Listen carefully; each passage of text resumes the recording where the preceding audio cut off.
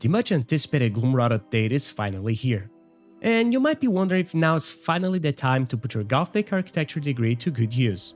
The new update brings a lot of changes to the table, so if you and your friends are looking into terrorizing villages and fighting to the death on the hunt for blood, we'll tell you everything you want to know in order to decide if vrising, Secrets of Gloomrot, is the next title you should be playing with your friends. So put on your masks and turn the copium all the way up, because we're taking a deep dive into the cooperative play in the world of vrising.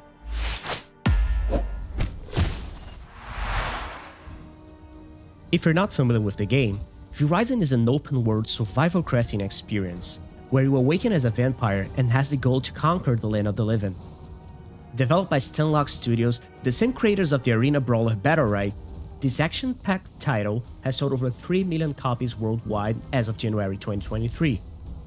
The game has been a huge success in the past year. It was so massive that it even got the developers by surprise when they sold over 500,000 units only in its first week during early access. Currently, the game is only available on Steam, and there has been no confirmation that it will be coming on consoles anytime soon. Of course, that does not mean the devs won't ever pursue that path, but who knows? Maybe a version for consoles is in one of the next big 2 updates already hinted in the roadmap. vrising plays like an ARPG. It uses a top-down perspective that leads the way to a combat system that feels highly responsive and satisfying, but in its core lies a mashup of well-built systems that were battle-tested by other games, and then tweaked in an effort to minimize the most frustrating experiences that survival crafting games often deliver. It certainly feels different from other games like Valheim, where you can build houses anywhere in the world, you can explore vast procedurally generated landscapes in a more relaxing way, and where fighting enemies sometimes feels even like a secondary task. Instead, vrising throws you and your friends in the streets of Rio in Brazil, where the sun hurts and everybody's trying to rob you. However, not like Brazilians, the amount of danger you and your friends face is something that can be somehow selected by you.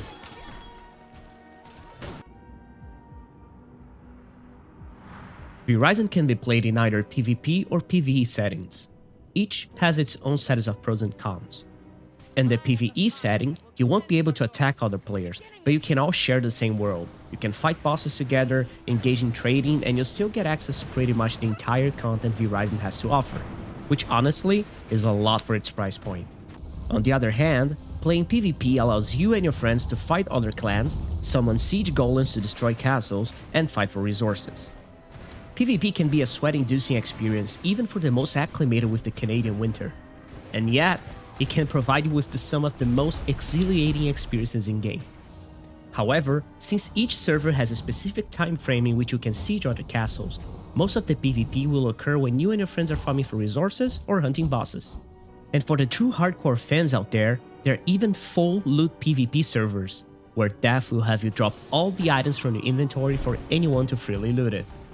If you and your friends are not sure about this whole PvP thing, and maybe you're just looking for something more casual, then PvE is definitely the way to go. Especially if you're not familiar with the game's progression and its systems. Not only that, but PvE is also a way more relaxing experience. Mostly because you don't have to be concerned about other players sieging your castle and destroying everything you've built so far. And even more so if your party is composed by people that don't really have a lot of time to play daily. To start playing, pick one of these several options. You can host your own private game, where you can customize several settings such as the duration of the day and the amount of resources on the map. You can host your own dedicated server that can remain online without requiring a player to keep its game running as a host machine, or just pick one of the existing servers online. Just make sure to select the correct mode, either PvP or PvE, pay attention to its settings and the clan size limits. It's important to notice that hosting your own dedicated server might be quite tricky to get it right. But hey, if spending $14 a month doesn't sound bad to you, you can rent a custom dedicated server from G-Portal at that price point that supports up to 10 players. But the most important thing to have in mind is that there's no account-wide progression on vrising, which means that the character and everything you've unlocked in the game is tied to the server the character was created in. On paper, vrising solo's experience is no different from the co-op one. The gameplay is exactly the same, the world is the same, and the monsters and bosses you face are also the same. However, there are a lot of elements to a crafting survival game that can come out as too boring for some, such as collecting wood, fiber, stone, or just grinding for a really specific blueprint that requires you to kill a specific type of monster over and over and over until the RNG god gives you a kiss on the forehead. So having friends playing together can not only cut down on the time spent on those tedious tasks, but it can also provide your group with unique opportunities to engage in combat and other social aspects of the game. On the adventure side of things, vrising doesn't really have a questing system.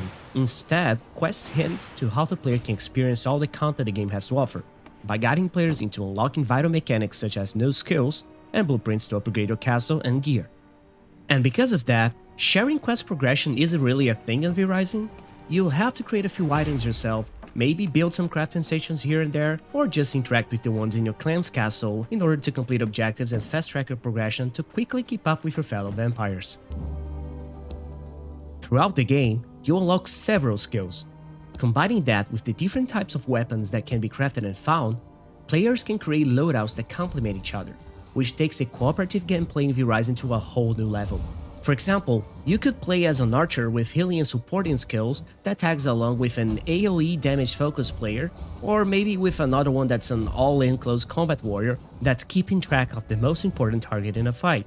Not only that, but some abilities synergize pretty well with each other. For example, Frostbat launches a projectile that applies chill to the target it hits.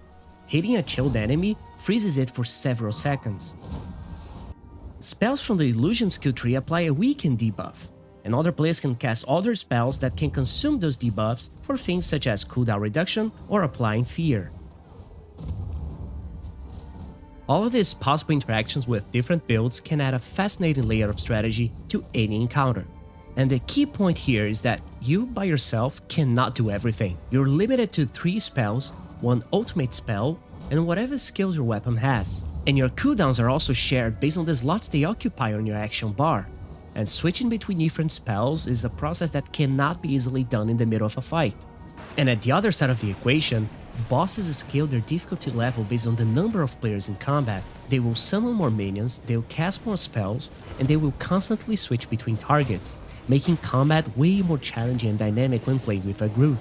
When you combine all of these elements and compare them to the solo experience, you'll quickly see how playing solo can be a bit underwhelming.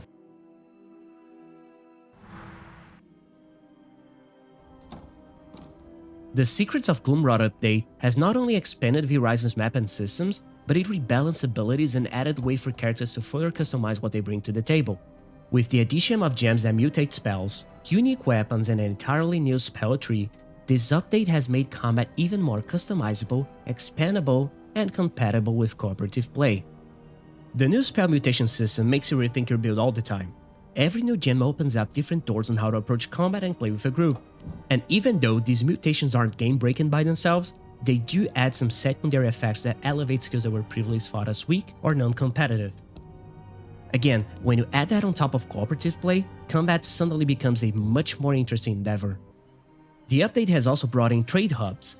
Spread out throughout the world, these hubs can be used by players to purchase things that were previously locked behind RNG, or that were just simply quite hard to gather. These hubs can be huge time savers, and on PvP servers, they are generally hot locations where players might be lurking around the corners just to ambush other vampires and steal their loot. And the new building system also addressed a lot of the feedback the community had. Since you can't build castles anywhere in the world, you might find that you can quickly run out of space to do everything you want to. But now with this multi-level building system, you can let your creativity run free and build proper cathedrals with dungeons and gardens. It also made possible for some crazy defense strategies against sieges. Players can create access points to the lower levels and drop on top of the attacking players when they least expect it.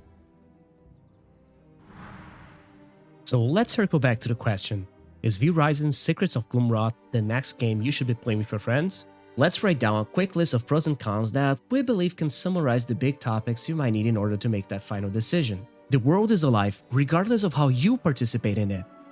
Poachers will hunt for wild animals, undead forces fight humans throughout the night, and the world is filled with bandit camps, mines, and challenging fights. vrising has an amazing top-down combat system that's highly responsible and rewarding.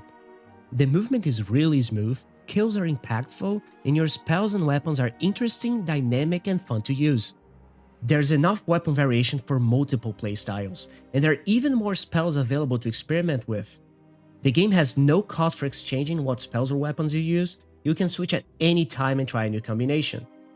Building your castle is something really necessary in vrising. But that doesn't mean it can't be fun. There are a lot of interesting things you can add to your castle. You want some pink torches? You got it.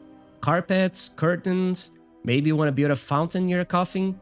You want to create a dungeon filled with skeletons, zombies, and maybe some prisoners? That's also possible. This is a huge one.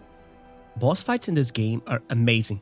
Some are incredibly hard, others might require some strategy and planning, and some feel almost impossible when done with a big group, but they're all fun. vrising is not a complex game in terms of survivability.